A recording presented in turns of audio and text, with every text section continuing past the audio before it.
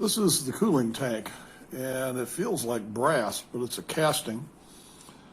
And this groove up inside here and here, take these O-rings. Those O-rings go in there, and then the liner pushes in from the head gasket side and seals on those O-rings. But when you look at this groove, you can look down inside the opening for the tank. You look at that groove, it appears to be cast. I don't see any machining in there at all. A little difficult for me to get it on camera, but this is brass. It's too heavy to be aluminum or aluminium.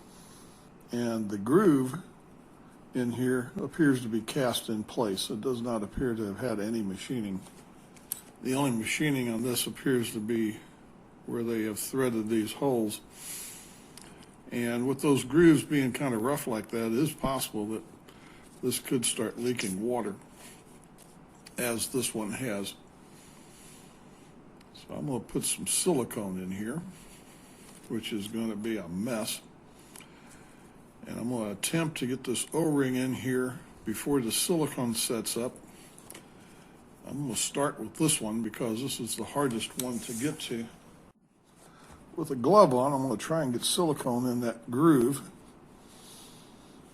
and then install this O-ring. Do the same thing on this side and have silicone on all sides of that O-ring and down in that groove. And then I'm going to put this liner in here and try not to get any silicone on the inside. Put that in there, let that sit overnight. Hopefully we'll seal. Because this is such a mess, I will not show it on camera. Yesterday I tried using silicone, GE silicone, just as it comes out of the tube. And I applied it in those grooves. And by the time I got done, I had what you could easily call a mel of a hess. I let that cure out, and I peeled all of that out of there today and cleaned up the grooves with a brush and with a dental tool. Looking around on YouTube, I found you can thin this with mineral spirits, and I did it about 50-50, so it's a nice thin consistency. And I put a drop of water in there, supposedly to help it cure. And I painted that inside the groove. I had a little trouble getting this liner to go past the first O-ring. Had a little trouble getting the O-rings on this groove, mainly because they were so slippery from having the silicone on it. But finally got it in there, both of them, and we're going to let that sit overnight, cure out. We'll see if it holds water.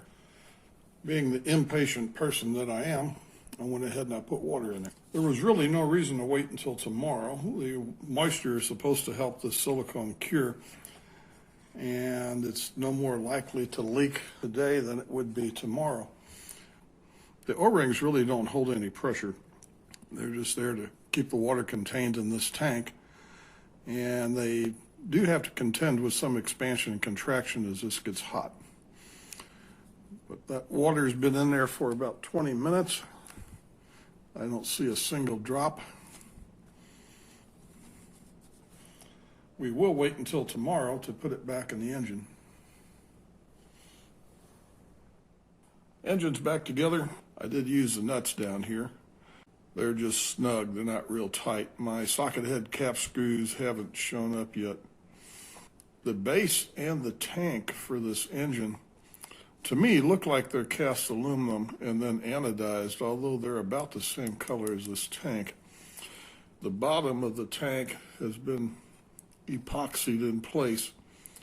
This is something like plastic steel or JB Weld. That's a good solid connection. The GE silicone that I thinned with mineral spirits in a thin layer that has set up overnight. And a thicker layer down here is still a little bit gooey. Anyway, we know that the thinned silicone will, in time, set up. Water in the tank, fuel in the fuel tank. It's primed up. This is 1/8 of a turn open. This engine runs counterclockwise, viewed from this side.